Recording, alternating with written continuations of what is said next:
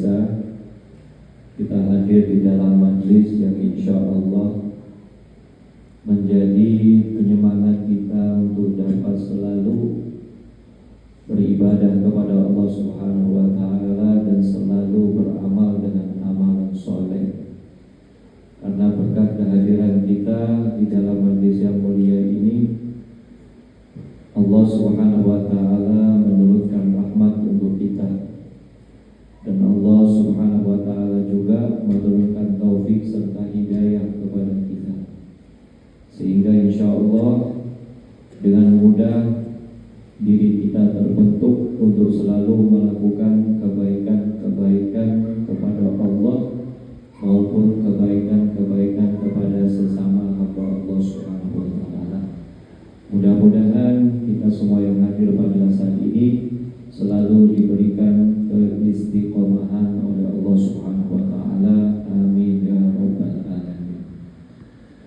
Hadirin yang dimuliakan oleh Allah, pada kesempatan Senin yang lalu kita telah membahas tentang larangan di dalam agama kepada golongan laki-laki, yaitu memakai kain sutra. Maka sekarang kita masuk pada pembahasan yang baru yang menjelaskan tentang motivasi dalam berpakaian dengan pakaian yang putih, serta doa yang dianjurkan oleh Nabi SAW ketika berpakaian dengan pakaian yang baru, dan juga ancaman terhadap orang yang memakai pakaian yang terlalu panjang. Bismillahirrahmanirrahim. Wa qala musannif rahimallahu ta'ala wa nafa'ani wa iyyakum fi darin amin ila anqal. At-targhibu fi lubsil bayad min al-thiyab wa bima yaqulu man min lubsi sauban jadidan wa targhibu min tadwiliha. Qala Allah ta'ala a'udzu billahi minasy syaithanir rajim. Ya bani Adam, qad anzalna 'alaikum libasan yuwari sawatikum wa risha wa libasu taqwa dzalika khair. Wa qala Allah ta'ala wa ja'ala lakum sarabila taqikumul har wa sarabila taqikumul ba'sakum. Wa qala Allah ta'ala wasiyabaka fatahhir. Wa an ibn Abbas radhiyallahu anhu anna Rasulullah sallallahu alaihi wasallam qala ilbasu min siyabikumul bayad fa innaha min khairi thiyabikum wa kaffinu fiha mautakum. Wa an Abi Hurairah radhiyallahu anna Rasulullah sallallahu alaihi wasallam qala la yanzurullah yawmal qiyamah ila man jarra izarahu baghara. Wa an Abi Hurairah radhiyallahu anhu an Nabi sallallahu alaihi wasallam qala ma asfala minal ka'bayn minal izar fa fitnah. Hadirin yang dimuliakan oleh Allah Subhanahu wa Ta'ala, kita berbicara tentang satu anjuran yang berisi perintah dari Allah Subhanahu wa Ta'ala dan juga perintah dari Nabi Sallallahu Alaihi Wasallam dalam adab berpakaian.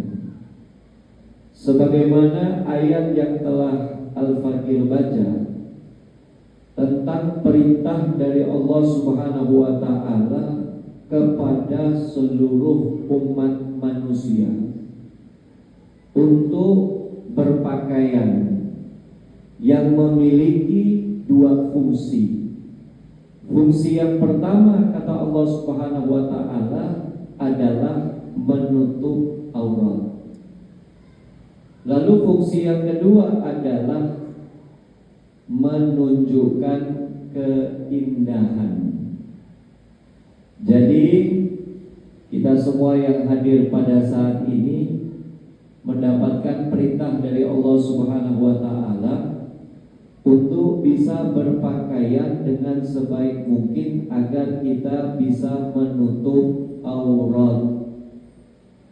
Lalu bagaimana keadaan para nabi terdahulu? Kalau kita melihat di dalam sejarah, ketika Nabi Allah Adam alaihi afdhalus salatu wassalam dikeluarkan oleh Allah Subhanahu wa taala dari surga, beliau itu mencoba untuk menutup auratnya karena ada rasa malu kepada Allah Subhanahu wa taala. Dengan cara apa Nabi Allah Adam itu menutup auratnya? Dengan cara beliau mengambil beberapa lembar daun yang ada di surganya Allah Subhanahu wa taala. Lalu kemudian beliau diturunkan ke bumi, dan di bumi itu Allah Subhanahu wa taala memberikan banyak tumbuh-tumbuhan agar Nabi Allah Adam itu hidup, dan juga binatang agar beliau alaihi afdhalus salatu wassalam bisa menjalani kehidupan. Maka hikmahnya untuk kita, ternyata dari awal manusia diciptakan oleh Allah Subhanahu wa taala sampai jatuh ke muka bumi, beliau alaihi afdhalus salatu wassalam telah diajarkan oleh Allah Subhanahu wa taala untuk menutupi tubuhnya agar tidak mengumbar aurat, agar tidak dikatakan telanjang.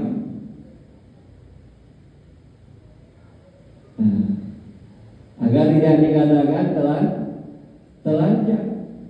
Dan subhanallah, agama Islam lebih mengajarkan kepada kita tentang keindahan, bukan hanya menutup aurat saja, tapi kita juga dianjurkan ketika berpakaian, niatnya kita niat untuk menyenangkan diri dan juga menyenangkan orang lain. Paham kira-kira? Kita diberikan anugerah banyak ini oleh Allah. Masa dalam 1 bulan atau dalam 1 tahun kita gak mau beli baju baru? Kita gak mau beli sesuatu yang bisa menutup tubuh kita, lalu kita bisa berpenampilan baik. Masa kita gak mau? Padahal pekerjaan yang semacam ini adalah pekerjaan yang dicintai oleh Allah Subhanahu wa taala. Di dalam makna hadis, Rasulullah SAW mengatakan, sesungguhnya Allah mencintai seorang hamba yang mana hamba tersebut selalu menunjukkan bekas kenikmatan dari Allah Subhanahu wa taala. Kita mungkin terlalu repot biasanya membeli penunjang dalam kehidupan seperti handphone dengan harga mahal. Tapi untuk pakaian, apalagi kita sebagai laki-laki, kadang malas untuk membeli pakaian yang mohon maaf kategori mahal. Sekiranya kita lihat ini pakaian menarik, bukan hanya menarik dari pandangan mata kita saja, tapi juga harus bisa menarik bagi pandangan mata orang lain. Saya tanya, misalnya ada di antara kita, nggak usah kita lah, mungkin nanti tersinggung, ada orang yang senang pakai baju pink, laki-laki, atau baju ungu, laki-laki. Kedua warna ini identik warna kesukaannya perempuan. Maka dia pakai, dia pikir wah ini bagus. Tapi begitu dia kumpul dengan kelompoknya laki-laki, beda kawan kita satu nih. Apalagi di tereknya matahari pakainya peci ungu, baju ungu, sarung ungu misalnya, atau sesuatu yang mencolok yang sebenarnya itu lebih menonjolkan identitas perempuan. Ini dipakai laki-laki. Kira-kira Cocok apa enggak? Menarik apa enggak? Bisa saja cocok, bisa saja menarik, tapi itu menurut pandangan matanya sendiri. Maka kalau kita di dalam menerapkan kebiasaan hidup, baik itu ketika kita ingin makan atau ketika kita ingin berpakaian, ada satu kaidah yang disebut oleh ulama. Kalau kita bisa mengambil kaidah ini, maka insya Allah hidup kita nyaman, hidup kita enak, hidup kita bahagia. Apa yang disampaikan? Kul minat ta'am ma tashtahi wal basya ma yashtahin nas. Makanlah sesuatu yang memang kamu inginkan. Kita kalau ingin sesuatu itu pasti nyaman makannya. Tapi kalau suatu makanan yang kadang-kala tidak lagi kita inginkan, biar harganya mahal, perasaan di dalam mulut itu tidak enak. Betul atau tidak? Sama juga ketika kita berpakaian, pakailah pakaian yang menurut pandangan orang itu bagus, berselera. Jadi jangan kita hanya bisa berselera dengan dirinya kita. Memang kadang kalau kita ngikutin orang repot. Kita harus punya prinsip sendiri. Cuman kalau kita punya kebiasaan, maaf dalam berpakaian menyalahi aturan kode orang biasa secara umum, maka Anda akan dibilang sebagai orang yang aneh. Orang yang aneh. Memang kata pepatah Arab itu khalid tu'raf. Khalid tu'raf. Kamu kalau ingin cepat viral, jadi orang yang terkenal, kamu harus berbeda dari kebiasaan orang. Di saat orang biasanya pakai peci hitam, kamu pakai peci kuning. Nasionalisnya hilang. Nah, ini identik lambangnya saya. Dan kadang maaf, viralnya gak nanggung-nanggung. Bukan hanya dari peci, sampai ke bawah pun warnanya kuning. Ada apa enggak itu? Ada. Bukan hanya di kalangan wanita saja, tapi di kalangan laki-laki pun ada yang seperti itu. Nah, memang Pak, dalam berpakaian ini kita pasti ingin yang merasakan diri selalu nyaman, ya. Tapi kita harus tahu juga bahwasanya perintah Allah Subhanahu wa Ta'ala ketika menyuruh anak Adam manusia untuk berpakaian, yang pertama itu harus menutup aurat. Dan batasan auratnya laki-laki dari pusar sampai ke dengkul, ya. Jadi maaf kalau Anda badan atletis, sispek, kemana-mana sukanya gak pakai baju, kemudian nampak pusar, Anda gak hebat, Anda melanggar perintah syariat. Kemana-mana Anda itu berdosa, karena Anda telah mempertontonkan aurat Anda di depan orang lain.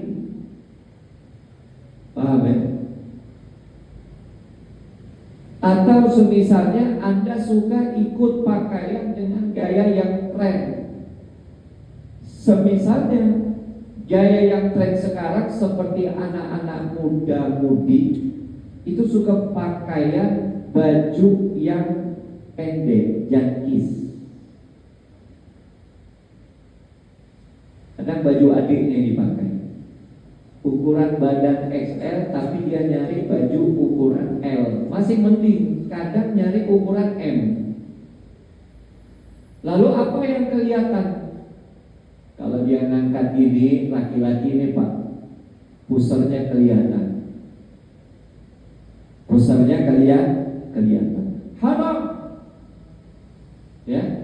Kalau perempuan, maaf, nggak perlu dia ngangkat tangan untuk meluruskan urat tangannya, otot-otot tangannya.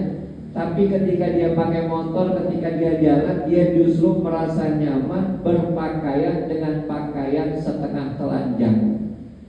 Karena dari pusarnya sampai belakangnya kelihatan. Boleh apa tidak boleh?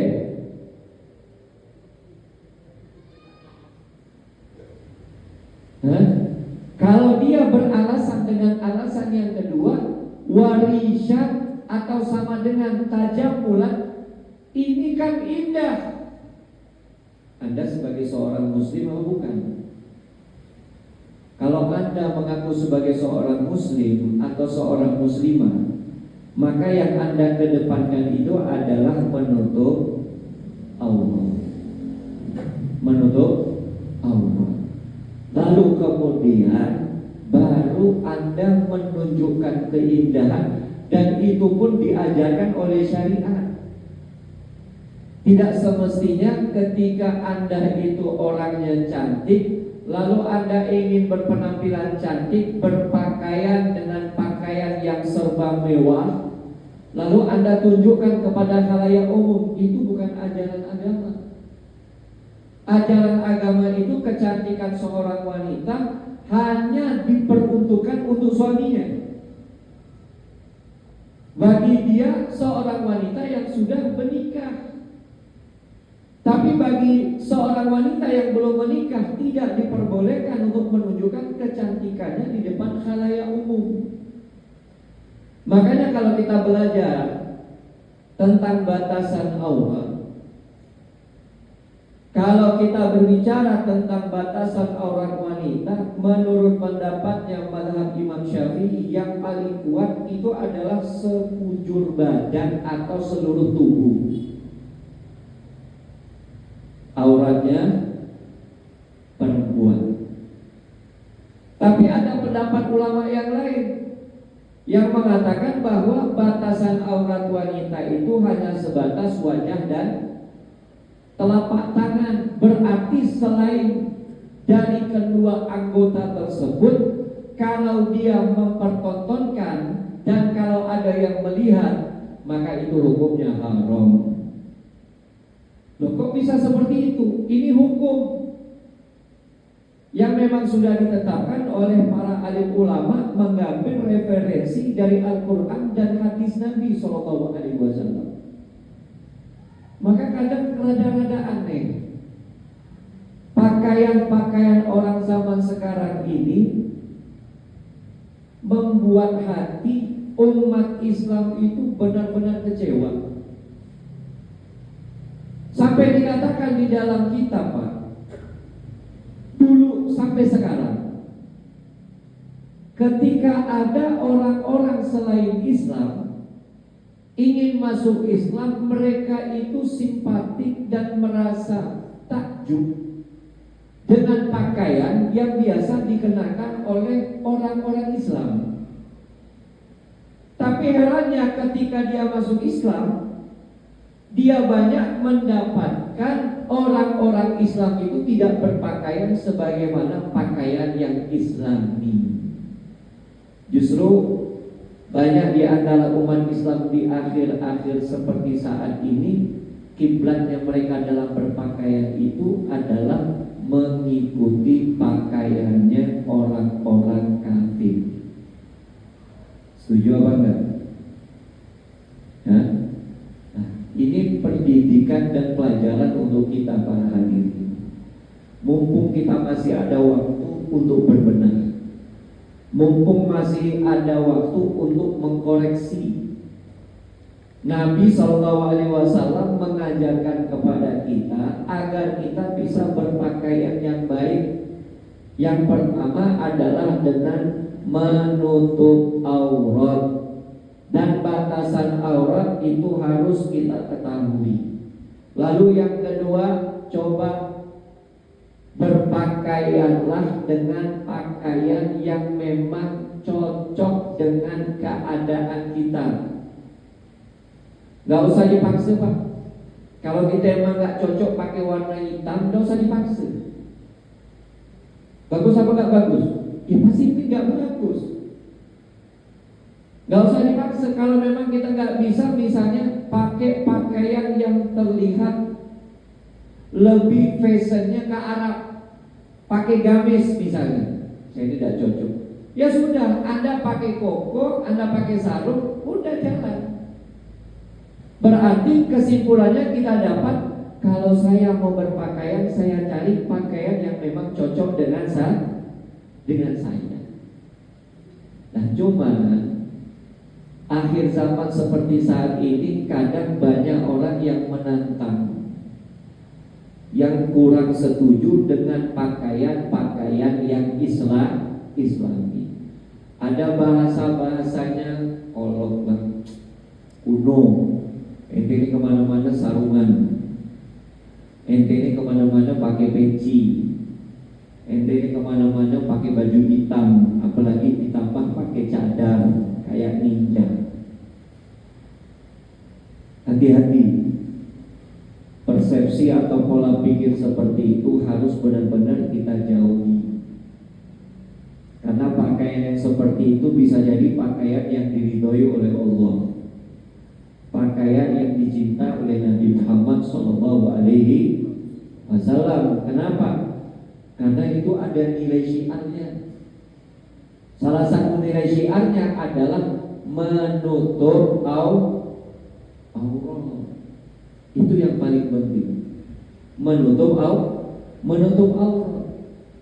Dan subhanallah, sebagaimana yang dikatakan oleh seorang ulama, man taghayyara ziyyuh taghayyarati siratuh, wa man taghayyarati siratuh taghayyar dinuh.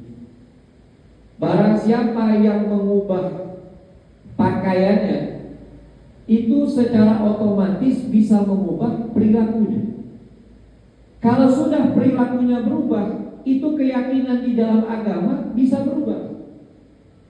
Mohon maaf, kalau ada seorang anak muslimah yang dia setiap waktu mengikuti gaya berpakaian seperti pakainya orang kafir, mengubah aurat, itu akan mengubah perilakunya kepada perilaku yang, mohon maaf, lebih ke arah keburukan. Ya. Lalu bagaimana dengan agamanya? Mohon maaf, Pak. Pakaian itu bisa menjadi lambang kehormatan di dalam diri seseorang. Kalau ada seseorang yang berpakaian dengan pakaian yang baik menurut syariat Islam, maka nilai kehormatan di dalam harga dirinya itu ada.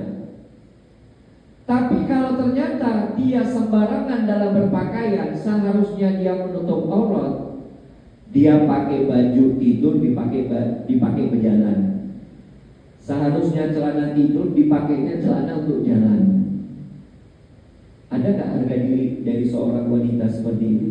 Gak ada. Sama halnya juga dengan kita laki-laki.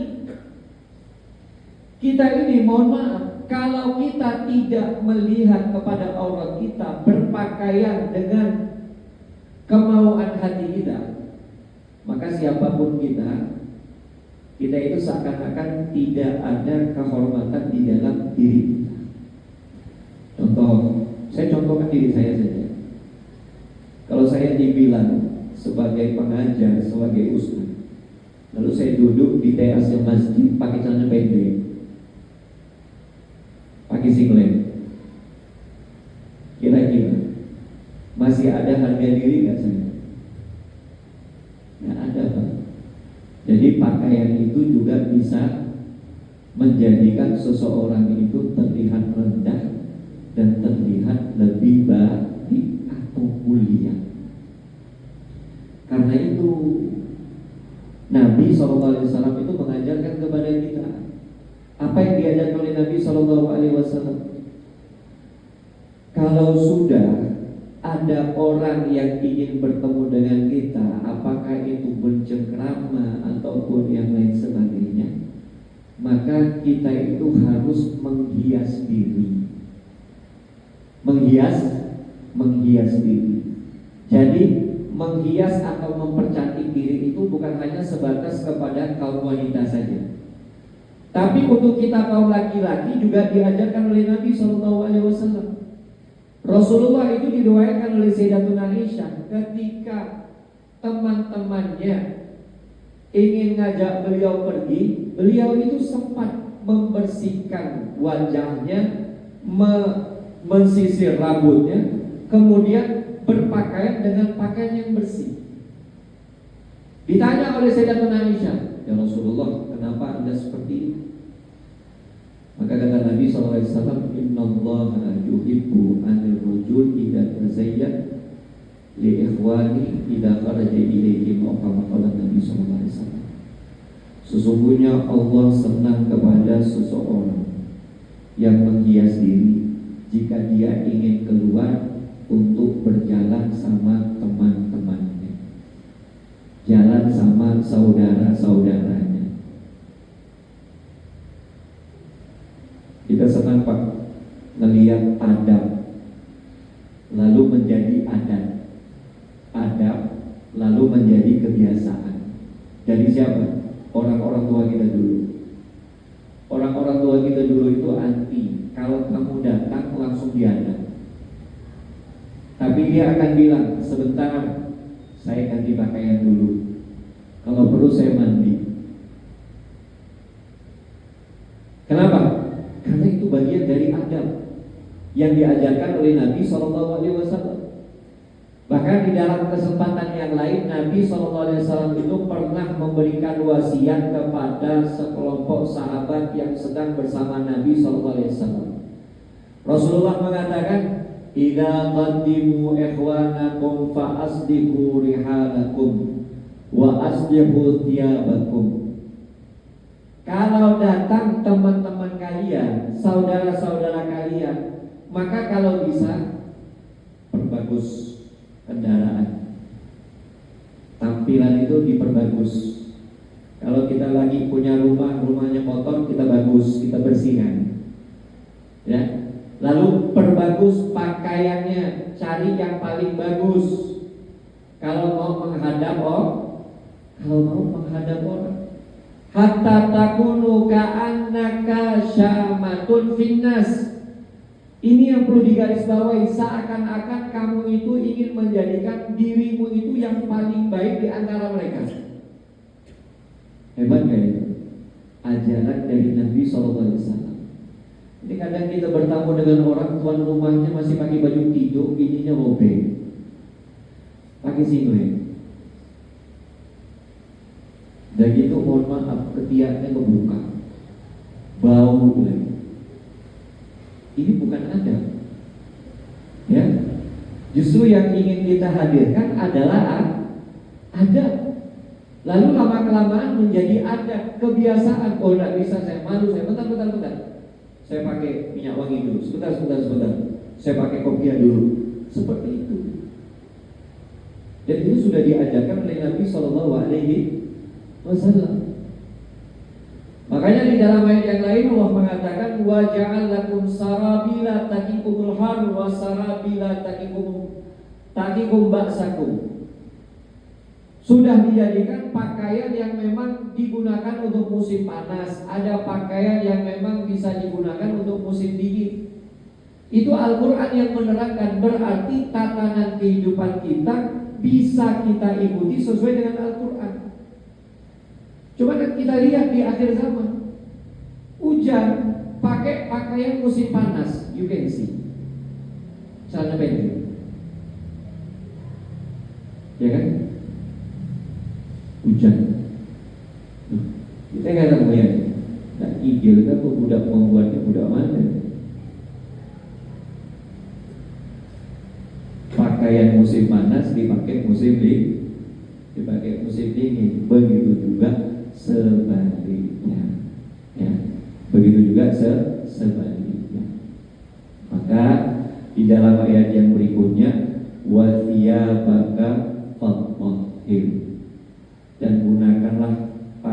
dan pakaianmu maka sucikanlah. Nah, kita ini harus terbiasa memiliki pakaian yang bersih, lalu kita pakai. Kalau seumpama pakaian itu najis, kita lupa, lalu kita gunakan untuk ibadah seperti sholat, maka sholatnya kita nggak sah. Maka kita jangan mudah kemana-mana pergi membawa sesuatu yang najis. Semisalnya celananya kita, Pak. Kalau bisa kita ganti 1 hari sekali, kita ganti. Toh kita juga ada pembantu, misalnya kita ada mesin cuci. Berusaha untuk berpakaian dengan pakaian yang rapi. Itu yang diajarkan oleh Nabi SAW. Dan juga kata Nabi SAW di dalam ayat ini menjelaskan tentang bagaimana pakaian itu disunnahkan untuk dilipat. Disunahkan untuk dilipat. Dan Nabi SAW seperti itu, pakaiannya dilipat. Kebanyakan pakaiannya dilipat. Tapi kalau dihitung jumlahnya tidak banyak. Nabi itu hanya bisa mengkhususkan 2 kamis yang dipakai untuk hari Jumat yang diganti. Tapi itu spesial hari Jumat. Warnanya apa? Warna putih.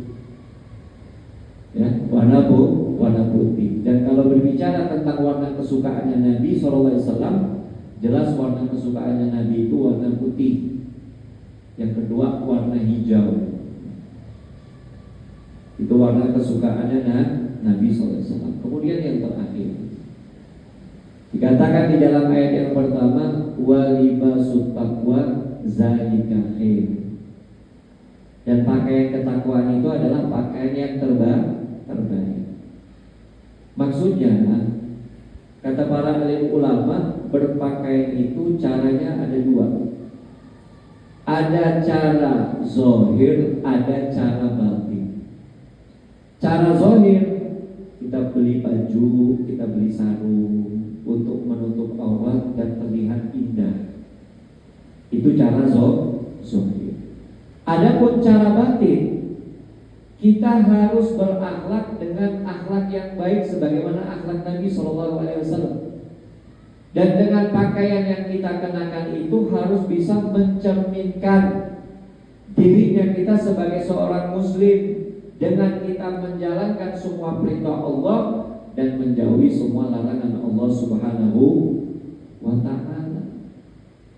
Jadi jangan main asal pakai lalu kemudian kita tidak mentaati perintah Allah Subhanahu wa ta'ala. Ini salah besar. Ya, ini salah besar. Dan juga kadang ada orang yang berpakaian bagus tapi akhlak dan hatinya tidak bagus. Lalu kebalikannya ada juga. Ada orang yang mungkin dilihat berpakaiannya tidak bagus tapi akhlaknya bagus. Kadang ada yang semacam itu, cuma sedikit. Seperti yang saya katakan di awal, berpakaian itu bisa merubah nasibnya seseorang. Ini diceritakan ini, Pak. Di zaman dulu ada segerombolan anak muda yang mohon maaf SDM-nya ini ke bawah. Tapi dia mencoba untuk bisa berpakaian dengan pakaiannya ulama. Pakai gamis, pakai peci, pakai imamah. Jauh dari agama, jauh dari pendidikan. Ayo kita ikut ustaz-ustaz, kita masuk ke kampung. Masuk dia ke kampung. Ketika sampai di satu kampung, dia pun kemudian dipercaya oleh masyarakat kampung. Ini orang alim, ini orang soleh. Banyak yang datang kepada mereka. Akhirnya salah satu di antara mereka bertanya, penduduk kampung, tahu syahadat gak? Gak tahu. Pernah sholat gak? Gak pernah. Pernah bayar zakat gak? Gak pernah. Sama sekali ajaran agama saya gak tahu. Makanya saya ini ingin bertanya kepada Anda. Bingung ya? Ya Allah, orang ini husnuzon benar sama saya, husnuzon benar sama kita semua. Udah, akhirnya dia minta maaf, dia balik. Balik apa yang dia lakukan semuanya? Dia taubat kepada Allah Subhanahu wa taala dengan sebenar-benarnya taubat. Akhirnya dia mengubah dirinya yang dulunya bahlul jadi bintang. Yang dulunya jauh dari pendidikan, akhirnya makin tambah dekat dengan pendidikan. Tapi kita tidak boleh coba-coba. Jadi dibilang bahlul juga sama masyarakat. Udah berpakaian, pakaiannya ulama. Paham ya? Nah, jadi seperti itu. Insya Allah nanti akan kita teruskan minggu depan. Jadi kalau ada yang mau bertanya,